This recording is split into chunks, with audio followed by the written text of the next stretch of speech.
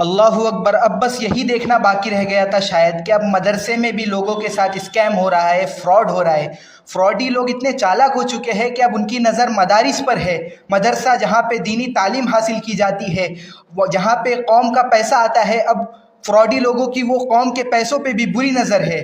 تو بات کچھ ایسی ہے کہ ہمارے مدرسے میں جس میں ہم لوگ تعلیم حاصل کر رہے ہیں، اس مدرسے میں کل رات میں کسی نے ہمارے مولانا صاحب کے پاس فون کیا کہ میں عمرہ کر کے آیا ہوں اور میں پورے مدرسے کی دعوت دینا چاہتا ہوں. تو قاری صاحب نے بولے ٹھیک ہے. تو رات ہو گئی اور رات میں مغرب ہو گئی. مغرب کے وقت پورا مدرسہ، قاری صاحب، اساتذہ وغیرہ انتظار کر رہے تھے کہ دعوت ہوگی. پھر اسی طرح عشاء ہو گئی. پھر عشاء کے بعد کھانا نہیں آیا، دیکھا گیا تو قاری صاحب نے فون لگائے کہ کیا ہوا بھائی، کھانا نہیں آیا؟ تو وہ بولے بس راستے میں ہے، آ ہی رہا ہے.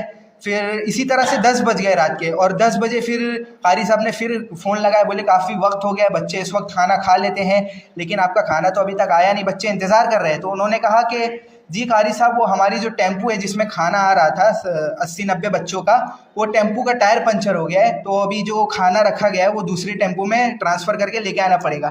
تو وہ جو دوسری ٹیمپو ہے اس کا خرچہ ہوگا 700 روپیہ. تو قاری صاحب سے انہوں نے کہا کہ آپ وہ 700 روپیہ